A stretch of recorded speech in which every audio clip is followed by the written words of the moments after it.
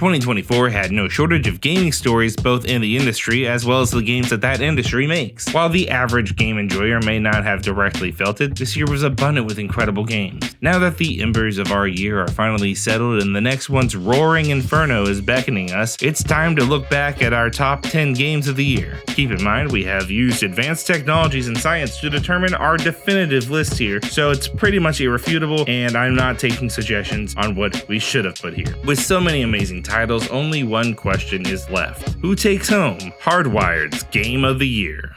Starting our top 10 games off is a childhood favorite revived by Shenron to scream back into my life. And let me tell you, booting up Dragon Ball Sparking Zero for the first time felt like stepping out of the hyperbolic time chamber after over a decade away. Only instead of training, I've been quietly losing my mind and watching YouTube videos that are definitely not good for me. The brain rot is real.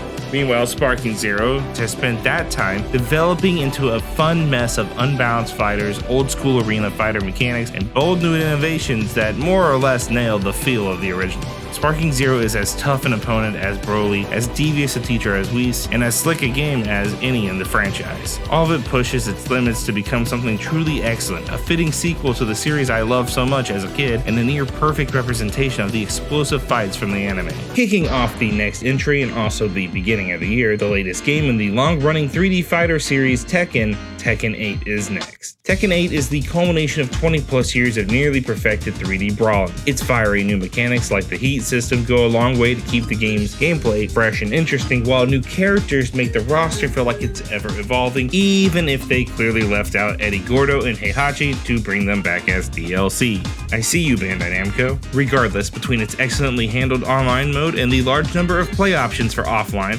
there really is something for every kind of fighter. I spent countless hours mastering new favorite characters against longtime rivals this year, and after all those fights, I'm still not good enough to pull this off.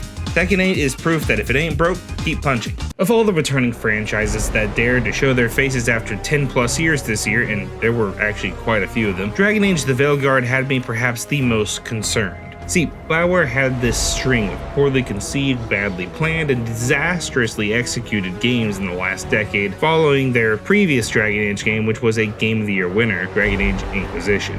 Came into this game feeling that maybe that BioWare magic was just gone now. Those fears were quickly dashed by a compelling story of nuanced relationships, world-ending elven gods, and some deeply personal narratives encased in what is mostly just a solid action RPG. Dragon Age the Veilguard may not win in the combat realm for originality or even depth, but the story is too dang good to deny. After 80 hours assembling my Avengers of Thetis, I'm still tempted to go back for another playthrough with a different class.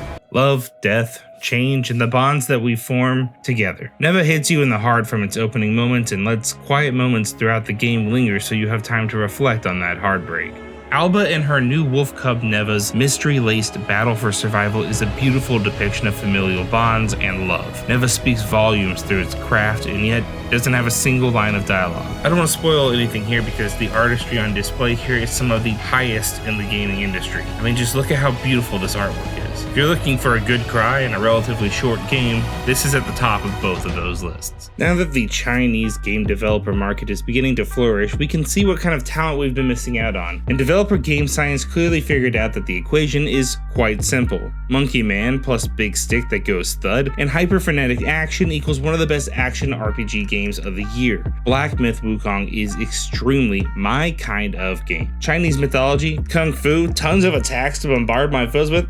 Yes please. But it is also an escalating boss rush game with a little bit of spicy Soulsborne elements thrown in there to keep things interesting. It's based on the Journey to the West story that uses some of the most exhilarating fights to make me feel both small and extremely powerful. The boss fights are some of the most engrossing and jaw-dropping I've experienced to date, and while the game is a difficult mountain to climb, that challenge ended up being just enough to keep me locked in for multiple playthroughs, which I highly recommend.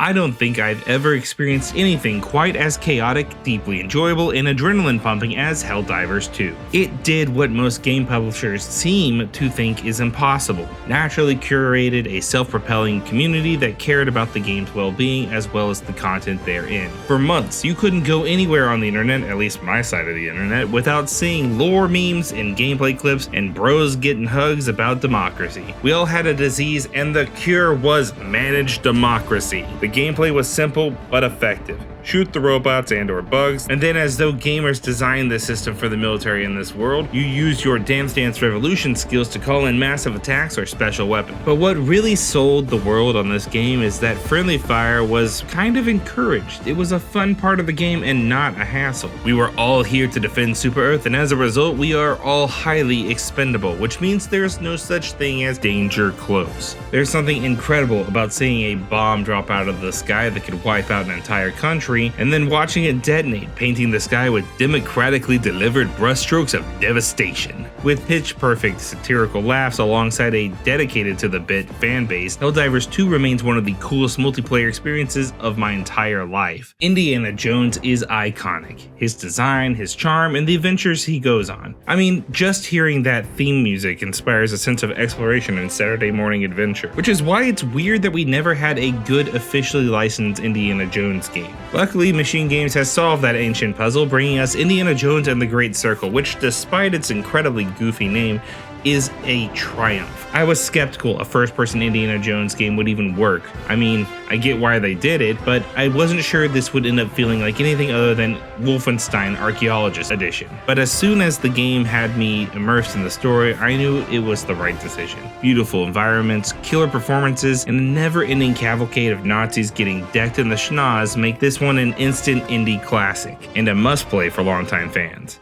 Atlus has always been known for their Japanese-set school RPG series, Persona, and it's clear that they wanted to break out and do something truly different with this new game. Metaphor Refantazio, he's a magic-infused English medieval nation torn apart by outside forces and internal racial divides as they face a new existential threat in the form of the first ever popular vote following the king's death. A blonde man with charisma and boisterous voice shows up demanding loyalty or you will receive death. The world of Metaphor feels so close to our own in politics and conflict that it can feel a little eerie at times, but sandwiched in there isn't just a dungeon crawling turn-based RPG that sets a clear new gold standard for that style of game and isn't afraid to ask those hard questions, but also one that acknowledges the value and strength of things like empathy, compassion, and unity. All of this set against the backdrop of an uncertain world waiting for a savior, even if that savior comes in the form of a genocidal regicide who thirsts only for power. Metaphor has a story worth venturing down every avenue of and relationships worth exploring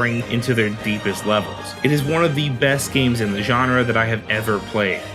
Our Game of the Year runner-up is proof that platformers outside of the Mario franchise can still thrive. Astrobot is top-tier game design, a joyous marriage of slick platforming, creative level design, ingenious use of DualSense controller implementation that is consistently giving and adding more and more for you to explore and challenge yourself with, and the game isn't satisfied with being just a solid platformer. Team Asobe brings genuine joy in their gameplay that really no other platformer since Mario has brought to the table. And while I wish Sony cared as much about its massive legacy of quality IP as this game's celebration of PlayStation history implies, it is undeniably great to be rewarded for conquering challenges and levels with adorable robot versions of PlayStation icons. Packed with charm and detail, this is a slick as heck peak platformer bringing a new PlayStation icon rising up its ranks with it. And while the more cynical of you out there may feel that this game is just ultimately a PlayStation ad in disguise, I'll just say I don't care. It's incredible, you should play it. When it comes to critics, I've been among the most cynical of remakes and remasters for quite some time, but luckily Final Fantasy VII Rebirth has successfully sated my fears of what is to come, building off the incredible skeleton of remake and expanding into something entirely new. Few developers could have pulled off not only making a best-in-class action RPG, but also making an incredible retooling of a world so beloved by its fans. It delivers heart-pounding action that is as challenging as it is complex, deeply connected lore, a world begging to be explored, and a story that delivers on nearly every promise that it makes. Final Fantasy VII Rebirth is a joyous adventure whose story deals as much with preventing the end of the world as it does with dealing with your family's melodrama. A magnificent modern manifestation of everything I loved about the original 1997 game. Its stories, characters, and gameplay were some of my top moments of 2024, and that is what clinches a tight race for Game of the Year 2024. Congratulations, Final Fantasy VII Rebirth. I hope you've enjoyed what we've brought to you this year, and I hope you have a wonderful holiday and Happy New Year. I'll be seeing you again in January for another year of video game news.